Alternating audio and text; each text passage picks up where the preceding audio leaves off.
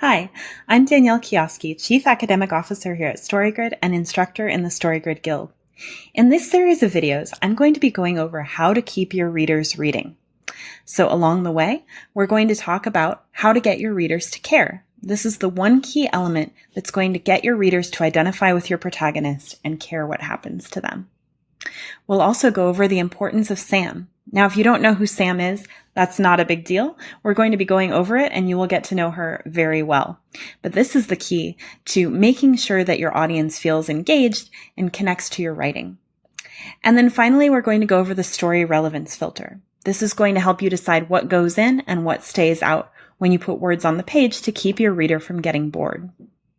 Now, all of these are really important concepts that we're going to go over, but I just want to spend a little time on the foundational concept of keeping your readers reading, because that's really what is at the core of all of this.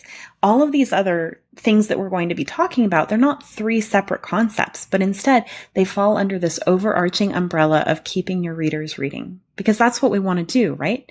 We want our readers to be engaged with our work. We want to keep them turning pages so that they can't set down our book until the very end. And then, when they get to the very end, they want to go back to the beginning and read it again. Because that's our foundational principle here at StoryGrid. We want to create stories that work and stories that last. So we've all had that experience of reading a book, you're really excited to read it, you get to the end, and that's it. You don't really want to read it again. And that's not a masterwork. Those stories have their place, they're entertaining, but that's not what we're after. We want to create stories that become foundational to our readers' reading life, that they get to the end and they say, I loved that book and I want to read it again and I want to make it part of my identity. And it's not because I like the author, it's not because I'm your friend and I like that you wrote this book and that's why I read it. No, it's because the story mattered. And that's, I think to take a step back and understand why we tell stories is really important to look at why we want to keep our readers reading, why we want them to read our stories again and again in the first place. And to understand that, we have to understand that we tell stories because we have something to say. And what we have to say is something about the way that life works. We've gone through something in our lives. We've metabolized that event and we've come out with a piece of wisdom, something that we understand about the world that we want to share with our readers. And in sharing that with our readers, what we do is we empower them. We say, if you're going through a similar situation, I'm not going to solve your problem for you, but I'm going to tell you what happened to me when I was in that same circumstance. And through that, that's going to give you another tool in your toolkit. It's going to give you a little bit more understanding of the way that the fundamental problems that we engage with as human beings work. And that's going to allow your audience to approach life with just a little more wisdom and a little more understanding than they would have had otherwise. That's what a masterwork does when it becomes foundational, it becomes part of a reader's identity. Here at StoryGrid, we talk about our favorite masterworks. So we talk about Pride and Prejudice. We talk about The Hobbit. We talk about Treasure Island, those kinds of things. And when we think about those authors, I never overlapped with Tolkien or Austen or Stevenson. Their lives didn't overlap with mine at all. But despite that, I read what they had to say and I was changed by it. And that's the magical part of writing and the magical part of reading is that you can engage with people who you would never get to meet. You can have a conversation with them across space and time, and your life can be fundamentally altered by what you find there. So that's what we want to do for you at StoryGrid. We want to empower you to send your message, to send your clear signal to your readers, and to become part of that lineage of artists that reaches throughout time and space. And to do that, you have to keep your readers reading. Of course, we want them to come back to the page again and again. And the first part of that is to make sure that they keep reading your book, that they keep going through to the end, and that it's filled with all of the best practices, the structures that make a story exciting and that make it intriguing and that give your reader catharsis and make them want to come back to it. So that's what we're going to do. And to make sure that that signal is as clear as possible, we want to look at this problem from a variety of different perspectives. So we have these three concepts that we're going to be going over that fall under that overarching umbrella of keeping your readers reading. Now, when we talk about different perspectives, one of the things that we like to talk about at StoryGrid are the Trinity Planes. And these show up in a lot of different places. So when we teach the material that we go over in the Guild, we separate out our methodology into different tools that primarily fall under one of the Trinity Planes. But they also have a lot of guidance for us in understanding the way that we think and the way that we approach problems. And so that's how I want to talk about the Trinity Planes today in terms of how they can help us understand how these different concepts contribute to the overarching goal of keeping our readers reading. There are 3 StoryGrid Trinity Planes, and these describe the different ways that you might approach problems. Now, all of us do all 3 of these things, but what you'll generally find is that one or maybe one or two of these planes speak to you very strongly.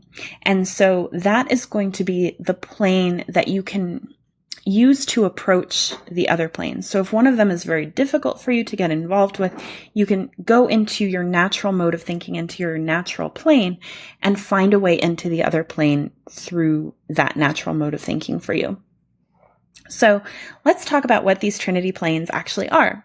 So the first one that we'll go over is on the surface, and this is what we call the green plane. Now this is when you focus on concrete textual evidence and events. So people who have a natural way of thinking that's in the green space are going to look at actual words on the page, the actual events that happen, and use those as evidence to look at the other planes. I'm a primarily green thinker, and so this is really where I live. I love to do close reading. I love to look at word choice, and I love to use those as clues as to what's going on at the other Trinity planes. So what's happening with our avatars? That's the word that we use here at StoryGrid for characters. What's happening with them? What's happening with their internal information processing, and what's happening that connects them to larger archetypes and patterns? So that's the green, is that we're finding a way in through the concrete. With red, that's above the surface. And this plane is all about simulating. So imagining, thinking about projecting, right? Projecting and thinking about what might be and what the experience might be that your reader is having, that an avatar is having, those kinds of things.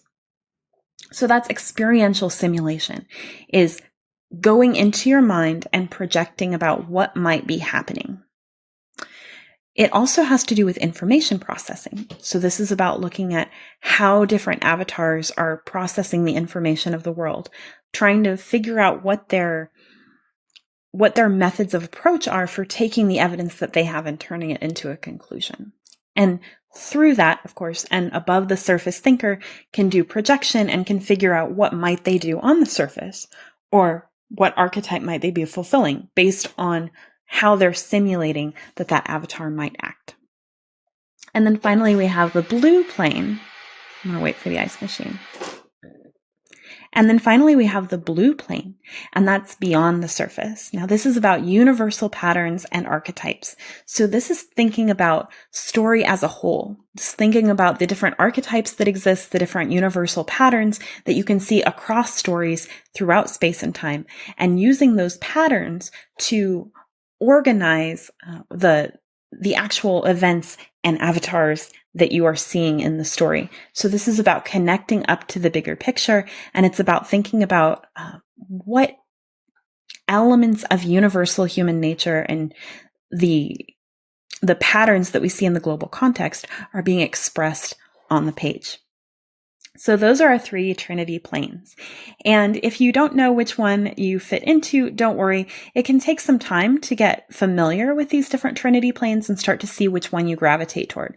But just knowing that they exist is very powerful in figuring out how to get a complete picture of anything that you're looking at. And that's what we're doing today by looking at how to keep readers reading through those 3 Trinity planes. So let's go back to the 3 things that we're going to be talking about throughout this video series and take a look at how they relate to the Trinity planes. Again, we're going to go over how to get your readers to care. Now, this is going to be a very green thing. We're going to give you a concrete toolkit for figuring out exactly what you need to put on the page to get your readers to connect to your protagonist. And these are going to be very clear tools through your word choice, through the patterns of words that you use on the page. Next, we're going to talk about the importance of Sam. Now, Sam, again, you'll meet her later. This is a mental projection of what your audience might be thinking, how they might be processing. And so this exists very firmly in the red level. And then the relevance filter is all about how the global patterns of the story are functioning and making sure that everything that falls under the umbrella of your story connects to those global patterns. So this is functioning at the blue level. So what you can see here is that we have these 3 different concepts that we're going to use to talk about how to keep readers reading, but they're not separate at all. Instead, they're looking at that one concept, how to keep readers turning pages, how to keep them caring about your story. And we're looking at them from all 3 of the StoryGrid Trinity Planes. And what that means is that we're looking at it in a comprehensive way. So that no matter how you find your way into concepts, no matter what your natural mode of thinking is, you can find a way into this fundamental concept, and that's how to keep your readers coming back again and again to your story.